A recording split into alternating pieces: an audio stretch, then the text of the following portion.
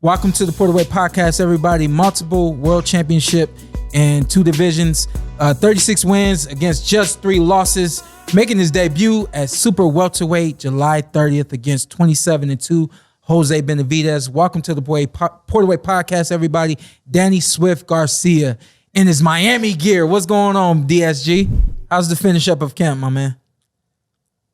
Oh shit, we still got 5 weeks, so yeah, you're right. We still got a lot of work. We still got a lot of work to put in. So we're almost midway, but everything's so far so good. No injuries, feeling good mentally, physically, and we just work day by day. Hey, let me ask you this, and I'll let the other guys go. Moving up to 154 pounds right now, or do you guys foresee any changes that you're gonna need to make moving up to 154? Whether that's to your style or just to the way you prepare for a fight in general? Definitely, I feel like both. We definitely got to build more muscle. We want to build more muscle. We want to work our jab more. We want to be faster.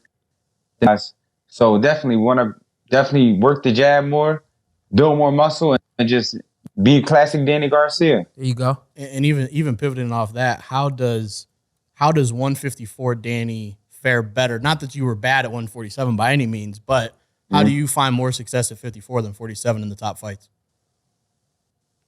I feel like at this point in my career, I got to be happy when I train. Yeah. When I'm happy and I feel good and I'm walking in the gym, worried about losing weight, I feel like I perform better.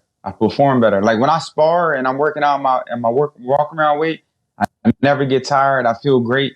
It's only when I start draining my bodies, when I start feeling a little fatigue and stuff like that. So I feel like at this point in my career, I was the champion at 140. I was the champion at 147. I fought the best at 147. I fought Shawn. We had a classic fight. I fought everybody. So I feel like I don't want to take no steps back. I just want to keep like all the other greats, Cotto, Duran, De La Hoya, Shane Mosley. All those guys went up in weight, and that's what I want to be in that class. There you go. And Danny, I said at this point in your career, like Shawn, Terrence Crawford, Earl, you guys Shawn Porter's retired. So at this point, it's all for now. Oh, okay. look for the call out of Shawn Porter after a victory. At this point, you got once you get past Jose, it's prize fights, man. So the big dog at 154 is Charlo. How's that go? How you feel like you do against Charlo? I know he's down. That's down the road. I think, like you said, it's one fight time. I got to get past Benavidez first. In the boxing, I don't like to look past people. I got you. I know Benavidez is coming to fight. We coming to fight, so it's going to be a great fight. But I like all those fights for me. I like all those fights. I feel like 147, difficult style. Like you can't train for Shawn. You know what I mean? You can't train for Manny Pacquiao. Those are just weird styles, you know what I mean? Like awkward styles. They perfected over the years. But I feel like 154, you really don't have no guys who are unorthodox. They're kind of just most boxer punchers.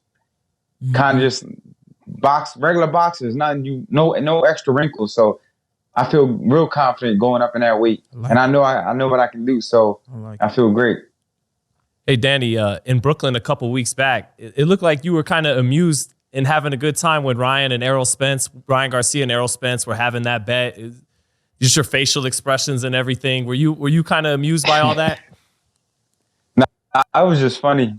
Ryan Garcia, he's a crazy kid, man. I think he's great for boxing. He's great for boxing, that kid. So he beat it, and I told him my money's safe. Plus, I just paid my taxes, so I needed that $20K. I hear you. Last time we saw you, Danny, it was a very good fight with Errol Spence. He never hurt you in that fight. And then he goes on to show he's still that prime Errol Spence in his next fight. So, that reflected well on your performance with him. But after the fight, I remember your dad in the post-fight, and you were looking at him as he was saying it, and he goes, I don't know why Danny didn't let his hands go more. He was able to take the power fine. He wasn't hurt, and I don't know what it is. I have to get him to let his hands go more and all that. What do you think about what your dad said after the Spence fight and all of that going forward into Benavidez? It was just a lot of emotions. There was a lot of emotions after that fight. It was a big fight. He wanted me to win. I wanted to win. So he was frustrated. But I feel like it was a good fight. It was a good competitive fight. like I said before, I don't feel like he looked great, and I don't feel like I look great. So it was just one of them fights. It was what it was. You know what I mean? So the fans liked it, right? And we just on to the next. You know what I mean? So I'm not the only. I'm not going to be the only great champion in the history of boxing who had lost to the top fighter. So you know what I mean? It's just, everything's a learning experience, and what don't make you can't. You know what I'm saying? It can't break you. You know, what don't break? Yeah, you feel me? Just to take it back for a minute, because you had so much success at 140 pounds. You know, where do you think of yourself? You know, now that you could look back on, I know, you know, you're still fighting, but when you look back at 140, where would you put yourself up there with Pacquiao and Aaron Pryor, and, you know, Josh Taylor became undisputed Terrence Crawford? You know, what do you think? You felt like you cemented yourself as one of the all-time greats at 140? Yeah, for sure. I came as an underdog. Nobody knew who I was when I fought Khan. Nobody thought I was going to beat Matisse. So a lot of those guys, yeah, they did have a great career at 140, but they didn't have the wins that I had. And they didn't beat the fighters I beat. So I definitely feel like I'm one of the best 140 pound fighters in history. And I feel like I'm one of the best 147 pounders, because being a great is fighting the best. And that's what I did. I never backed down from no challenge. I fought the best in every weight class. And that's just who I am. And Danny, you had great classic fights at 147. But, you know, I got two of the guys that got in the ring here before. Hey, that was the first time I seen somebody kind of get Shawn a little out of his skin at points. I'm like, oh, Danny kind of turned my guy up at the press conference a little bit. But, you know, in that fight, you guys, it was a hell of a fight. Shawn, no, I'm one of Shawn's best friends. I had you winning. I was like, how the hell? What'd you do? But you know that ringside shit look different. But when we're back home, I had my boy Shawn winning. But what do y'all remember about that fight? I'm gonna ask you first, and I'm gonna ask Shawn. Like in that fight, that was a war, man. Y'all was just turning it up all night. So what do you mean? What do you remember from that fight? I remember the beginning of the fight. I was surprised because he was moving. He was going away from me, and first I kind of felt like his arms are a little bit longer than I expected, because I was like in the middle of the ring. He was like all the way back there. He threw a jab and he hit me.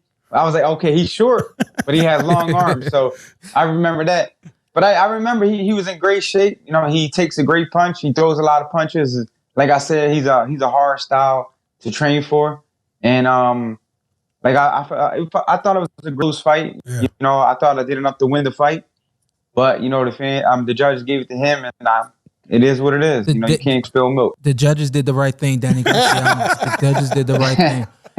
I'll be real. Let me tell you what I remember about the fight. We had a game plan, and I mean the game plan worked to a T. And then, but the other part of our game plan, we wanted to move early, control the distance, box you from the outside, and then we wanted to turn it on and basically try to bring the fight, take the fight to you at the end, on the other side. Kind of like Lamar Peterson fight. Kind of like the Lamar Peterson fight. Yeah. Something like, yeah. I figured it. Yeah. Yeah. Go ahead. Yeah. So, but this is what I remember.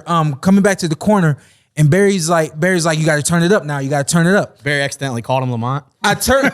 No, listen. I turned it up, and I hit you with this body shot. And when I hit you with this body shot, I just knew I had you. You went down a little bit, and then you came back up. And when you came back up, I don't remember what round that is. That might have had to been like round 8 or round 9. And I remember thinking to myself, I got him. You come back up, and we kept fighting. And when that round ended, I remember thinking to myself, like, I thought I had him. I know I got him in the next round. So the fight goes the distance. And when the fight ends, I remember thinking to myself, that dude is much tougher than I ever thought he was. I didn't underestimate Danny Garcia, but I found out just how tough Danny was. And they're going to find out how tough Danny is July 30th. He's got one of the best chins durability of this era, right? I don't think I've ever seen DSG go down. I thought I was going to be the one. Is he still there? We still got him? Yeah. All right, cool. Yeah. Hey. Yeah, I'm still here. I'm listening. He's just basking. I was reflecting. I was reflecting the fight in my head. He's like, I don't remember that part. I remember that part. Hey, hold on, Danny. Hey, the most What's famous up? thing about that fight was that check, that hook he hit you with. We don't Steve care. Willis was loving that. We don't have a video. Yeah, that double left hook, he ate that good. Hey. But yeah, that was. He showed he had a great chin. But I remember that. Yeah, that was crazy. Listen, before we let you go, I want to take you down memory lane real quick. I got a little video. He can see the video, right? Perfect. I probably should have asked you that before we did this, but check the video out real quick, and then we're going to talk about it and get you up out of here. I've only just heard that the WBC would like Showtime Shawn Porter to fight another title eliminator. And they want me to fight none other than a cherry picker himself, Danny Garcia. What I say to you, Danny Garcia, let's get it on. Ooh, yeah. Oh my. Worst impression ever. Hey, and looked like Charlie Wilson from the early in the morning. Hey, cook his ass, Danny. Cook his Danny. ass. I want to know what you thought when you saw that back in the day. I was like, man, this dude's crazy. I was like, man, WWE might not. So, but the broadcast and stuff is you for sure. People all the time, they always want to know like how the fights are made, what makes the fight. And I remember back in the day when I was trying to, for the sake of words, campaign a fight with you. I did that video. I got in the ring and I publicly called you out and all those types of things. I'm not sure if any of that worked, but for you, what I want to know before you get out of here, when you saw that video, did it ever give you a feeling that, well, shit, let's get it on? I knew the fight was going to happen here. I knew I was going to fight everybody at 147, but did the video make me want to fight you? I mean, I don't know. I just thought it was funny at the I knew since we were both PBC and top welterweight, and I was the top welterweight, that we all finally mix it up one day. It made me want to fight Shawn for what it's worth. Hey, listen, man. Final prediction for Benavidez, Danny? How's that go? We want to beat him down. We want to show him that Danny Garcia is still here. He's still a top dog. Show him that the cream. That's how Eminem feels. So You said the price went up. Eminem said my name in the song. that's what I'm saying. Boom, boom. Hey, before you leave, we just had Nori in studio. He said you one of his favorite fighters. He knew you were gonna be on the show. Nori's somehow. my guy. Yeah, he literally just left studio. Yeah, Nori's my guy, man. So much love to Nori. I appreciate that. DSG, stay healthy through the rest of camp, my man, and good luck to you, Thank you. on the 30th, man. We'll be watching. Thank you, guys. I appreciate it. Yep. Good luck, champ. Good luck. Appreciate it, man. Stay blessed.